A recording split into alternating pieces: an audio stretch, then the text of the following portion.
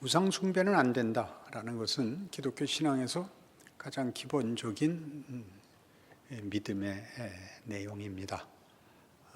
하나님의 어떤 신도 섬길 수 없습니다. 우리는 하나님 외에 어떤 것에게도 신으로서의 경배나 절을 할 수가 없습니다. 우리 한국 기독교 역사 속에서 또는 기독교 교회사 속에서 이 문제는 그 경계선에 갈등이 계속 있어 왔습니다. 굳게 경례하는 것이 우상 숭배냐 하는 것으로부터 남의 피를 수혈을 받는 것이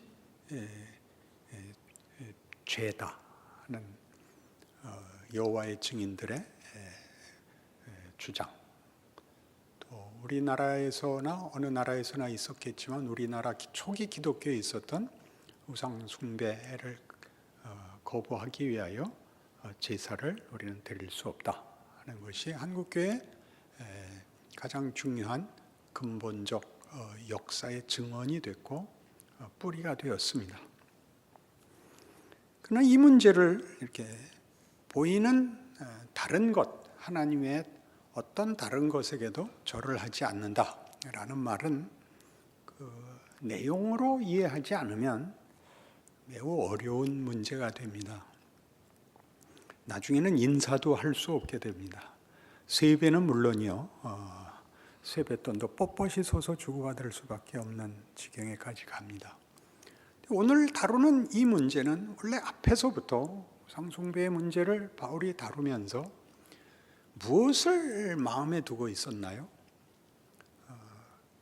하나님 외에 신이 없다라고 하는 것은 없는 신들을 섬기거나 주장하거나 없기 때문에 아무래도 좋다라는 방종으로 흐르지 말고 하나님만을 믿는다라는 고백이 가지는, 그래서 모든 삶의 정황과 경우와 그 현실에서 하나님을 믿는 자다운 일을 위하여 너 자신과 너를 보고 있는 세상 앞에, 이웃 앞에 참된 신앙의 증인이 되라 라는 데 목적이 있습니다. 그러니까 무엇을 안 하는 것이 무엇을 가지고 있는가를 증명해내는 것이어야 되는데, 무엇을 가지고 있느냐는 약해지고 무엇을 안 하는 것만 되어서 지적과 정죄만 남고 하나님만 섬기는 자의 진정한 삶의 모습은 후퇴하고 있습니다. 그렇죠? 지금 한국교회뿐만 아니라 한국 사회 전체가 배우고 그리고 더 알게 돼서 하게 된 것이 흠을 잡는 데는 귀신 같아졌고, 해야 되는 시민 정신, 각자의 책임, 각자의 어떤 인간성에 대한 책임들은 대단히 약화되어 있는 현실을 보고 있을 것입니다. 교회가 어떤 증거와 어떤 적극적인 명예를 갖고 있느냐는 사라졌고, 흠 없는 것이 그만인, 비난을 받지 않는 것이 유일한 목적인 교회가 되고 말았습니다. 그리고 이런 일들은 우리 스스로들을 대단히 침체하게 만듭니다. 열심히 있는 신앙생활에 굉장히 걸림돌이 되는데 그 내용을 차근차근 살펴봅시다. 14절 보십시오. 그런즉 내 사랑하는 자들아 우상 숭배하는 일을 피하라. 이 우상 숭배가 뭐가 문제일까요? 그러니까 지금 서론에서 얘기한 바와 같이 하나님을 섬기는 자가 자기의 전 존재와 현실에서 하나님을 아는 자로 살아야 하는 책임에서 벗어난 것을 우상 숭배라고 합니다. 아주 중요한 성경의 증언 중에 하나가 골로새서 3장에 나옵니다. 꼭 기억하셔야 됩니다. 골로새서 3장 5절. 그러므로 땅에 있는 지체를 죽이라. 곧 음란과 부정과 사욕과 악한 정욕과 탐심이니 탐심은 우상 숭배니라. 여기 있는 것들은 도덕적 잣대를 가지고 지적을 하고 있는 것 아닙니다. 음란과 부정과 사욕, 정력, 탐심이 나쁜 것이다. 그러니까 전부 어디로 모아지고 있냐면 그것은 우상숭배답니다. 우상숭배란 그런 의미에서 자기가 하고 싶은 일을 하는 겁니다. 어렵습니다. 우리 본문으로 돌아오시면 이 문제가 어떻게 제시됐었냐 하면 고린도전서 10장으로 돌아오셔서 7절, 그들 가운데 어떤 사람들과 같이 너희는 우상 숭배하는 자가 되지 말라. 기록된 바 백성이 앉아서 먹고 마시며 일어나서 뛰논다 함과 같으니라. 출애굽기 32장에 금송아지 사건을 예로 들고 있습니다. 먹고 마시고 뛰논 건 뭐죠? 자기 하고 싶은 걸 한 건데, 여기서 자기 하고 싶은 것이란 존재의 근원, 내용, 목적이 하나님께 있지 않고 하나님 없는 사람들이 시간을 자기 마음대로 허랑방탕하는 것을 묘사한 겁니다. 자기 좋게 먹고 마시고 뛰는. 그러니까 모든 우상 숭배는 궁극적으로 우상이란 자기 소원을 이루어 주기를 바라서 만든 거죠. 자기가 만든 거죠.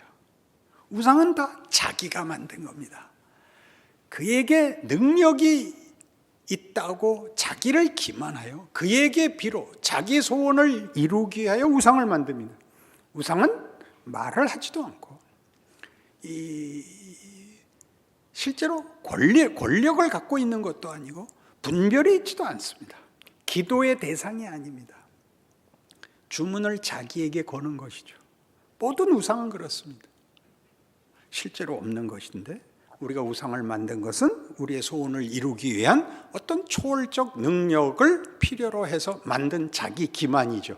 그게 우상 숭배입니다. 다르죠. 예수 믿는 자는 이 탐심은 에베소서 5장에서는 어떻게 소개되고 있느냐 하면 에베소서 5장으로 오셔서 18절, 그 유명한 술 취하지 말라 이는 방탕한 것이니 오직 성령으로 충만함을 받으라. 이 말은 정확히 이겁니다. 저들이 먹고 마시며 일어나 춤추었다, 뛰놀더라 라는 얘기는 여기서 나오는 방탕입니다. 방탕은 뭐죠? 낭비하는 것. 낭비하는 것.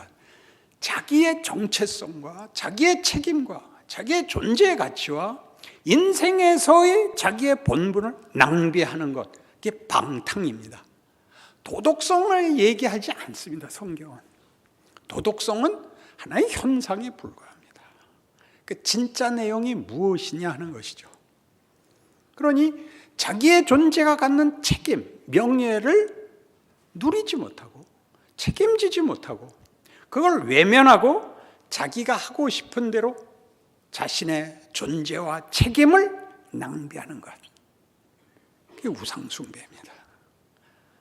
탐심이며 방탕입니다. 그럼 지금 당장 우리 현실을 보십시오. 우리가 사는 세상에서의 우상은 뭐냐? 현대성입니다. 현대성이라는 것은 우리가 과거보다 낫다고 믿는 기만입니다. 옛 선조들보다 우리는 훨씬 낫다. 이해에서, 내용에서 발전되었고 또 언젠가는 목표에 이를 거라고 스스로 속이는 것이 현대성입니다. 근거를 뭘로 들죠? 과학기술을 근거로 듭니다. 옛날엔 몰랐던 걸 알게 됐고 옛날엔 할 수 없었던 걸 하게 됐습니다. 자동차가 그렇고 비행기가 그렇고 의학 기술이 그렇습니다. 이런 현 시대에 나타나는 이런 기술적 방법론은 정신세계까지 들어와서 이제는 우리 마음에 생기는 어떤 정신병적 문제들도 진정한 인간성으로 접근하여 해결을 하거나 문제를 짚어내지 않고 무슨 항우울증 치료법이나 무슨 화학요법으로 또는 상담 이런 것으로 해결할 수 있다고 기술적인 문제가 되고 말았습니다. 그렇지 않습니까? 이 현대성이 가지는 이 기만 때문에 우리는 내가 가진 어떤 문제들도 다 실제로는 해결될 수 있는 것인데 내가 그 해결 방법을 취할 기회나 또는 능력이 없다고 생각하게 만들어서 실제적인 짐을 지고 갈등을 겪고 불안하고 위기와 절망을 걸어서 거기서 만들어내는 내용으로 누적된 인간성이 개발되고 있지 않습니다. 자라고 있지 않습니다. 그런 것들은 다 없습니다. 우리의 이 시대의 가장 중요한 문화를 보십시오. 문화란 그 시대의 정신과 그 정신을 표현하는 법, 이걸 문화라고 합니다. 우리 시대 문화를 보십시오. 눈을 홀리죠. 생각할 틈이 없게 만듭니다. 제가 가장 안타깝게 생각하는 것은 요즘 한국 영화, 헐리우드도 물론이고 한국 영화를 보시면 화면이 너무 좋아서 아깝습니다.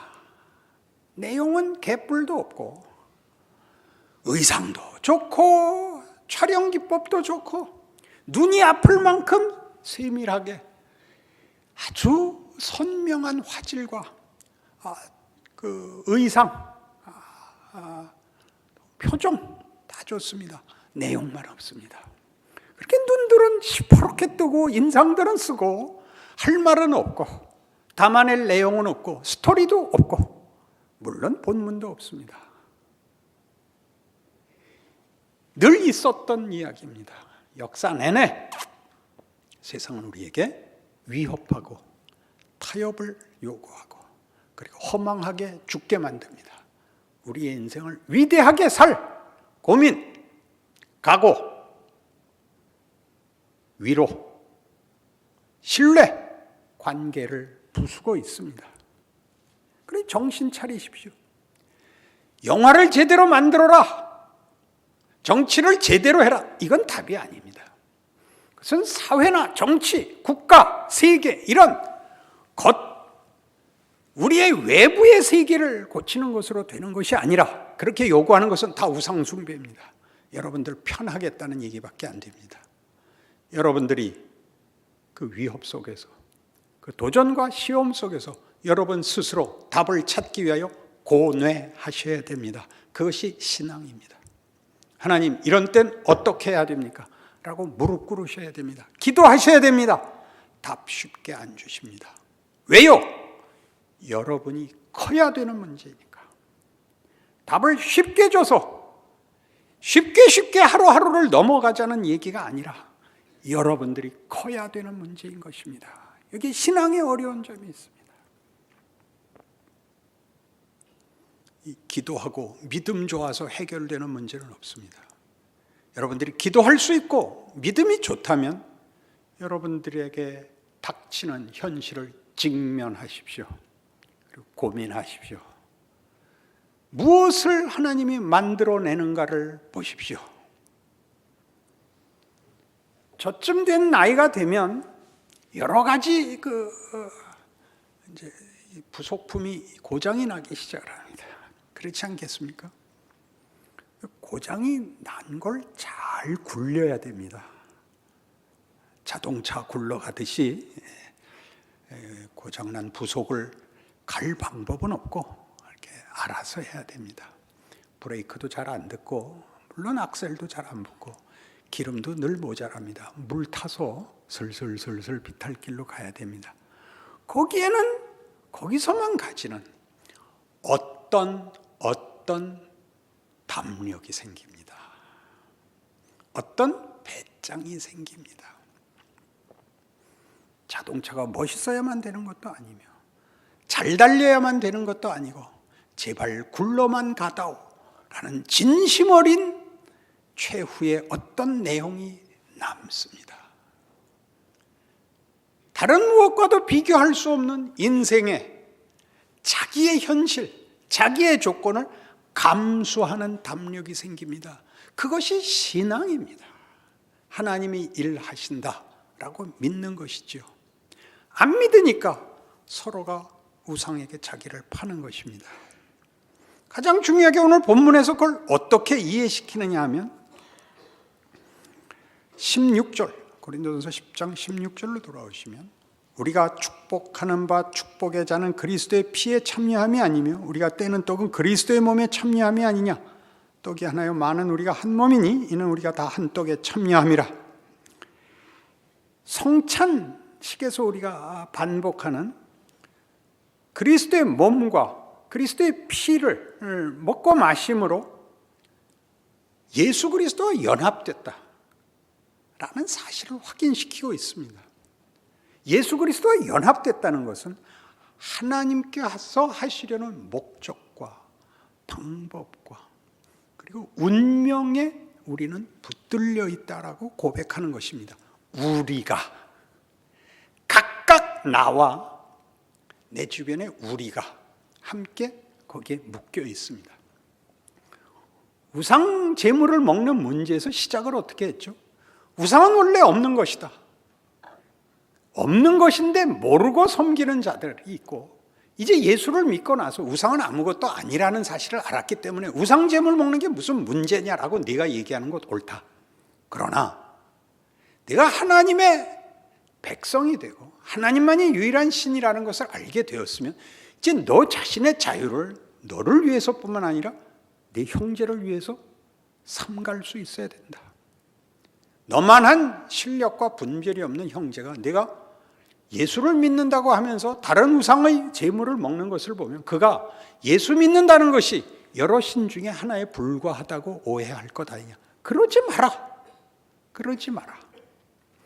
우리가 예수를 믿는다는 것은 네가 가진 자유를 그러지 못한 사람들을 위하여 어떻게 예수에게 모두 바쳐 순종하여 내 살아생전 모든 순간 모든 경우를 예수를 믿는 것이 얼마나 복된 것이냐를 차별적으로 증거해야 되는 책임 아래 있는 것이란다 라는 것입니다.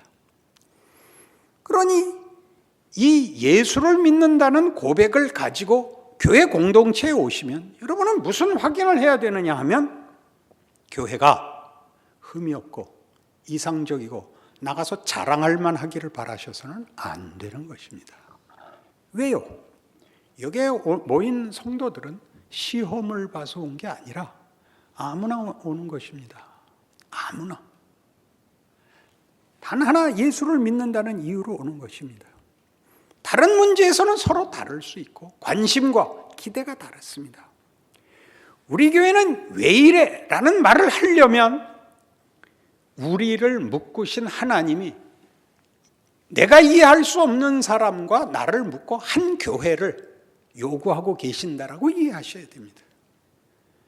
여러분이 삶의 현실에서 또 신앙생활의 현실에서 만나는 일들은 여러분의 기대와 다릅니다. 그렇지 않습니까?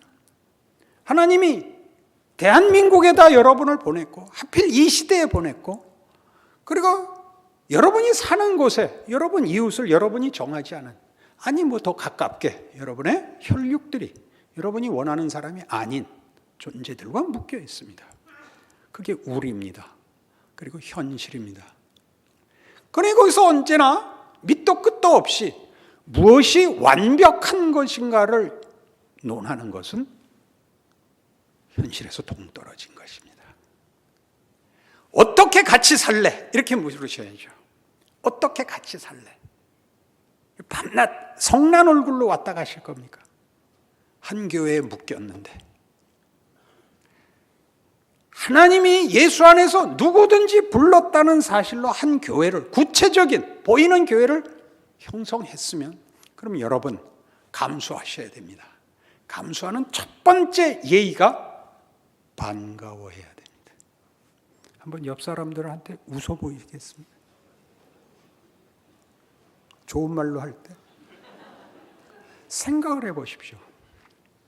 여러분들이 아무리 악을 쓰고 이래야 옳다고 생각해봤자 교회에 도움이 될 게 없습니다. 여러분 자신에게 도움이 될 게 없고 여러분 자식들을 아무리 야단쳐도 소용이 없고 여러분 부모를 아무리 원망해도 소용이 없다는 것쯤은 다 아실 것입니다. 부모가 원망스러우면 이번 봄에 무덤에 찾아가지 마십시오. 여러분은 그런 부모보다 나은 부모 되겠다고 결심하시고 자식에게 잘하십시오. 자식에게 잘하는 건 뭐죠? 한 번 더 참는 겁니다. 그게 어른이 할 일이죠. 철이 나이보다 먼저 드는 사람은 불행한 사람입니다. 철이 없어야 그가 행복한 사람입니다. 철이 들 때 들어야 됩니다. 요즘 우리의 삶에 제일 정신없게 만든 게 뭐죠? 비닐하우스에서 재배한 과일들입니다. 딸기를 겨울에 먹고 수박을 겨울에 먹게 돼서 망했습니다. 그죠? 제철에 놔야 됩니다.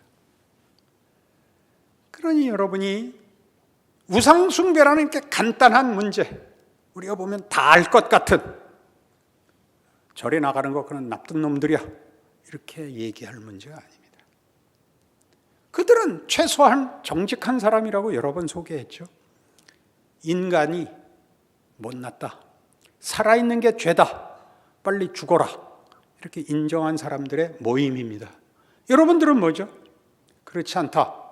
예수 안에서 우리의 운명은 승리와 영광으로 결정되어 있다. 그것을 우리의 삶 속에 거스르는 세상 앞에서 증거해내야 된다. 주께서 다시 오시기까지는 우리가 저들보다 더 가진 것이 보이지 않습니다.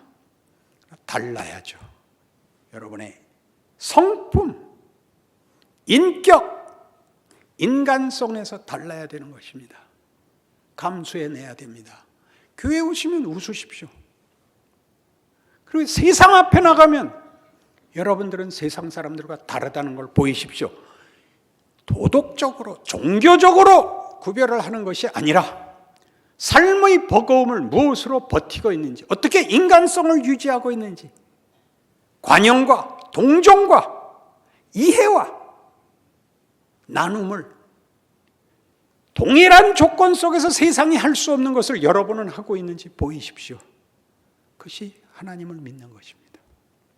우상 숭배를 거부하는 것입니다. 그렇게 하시겠습니까?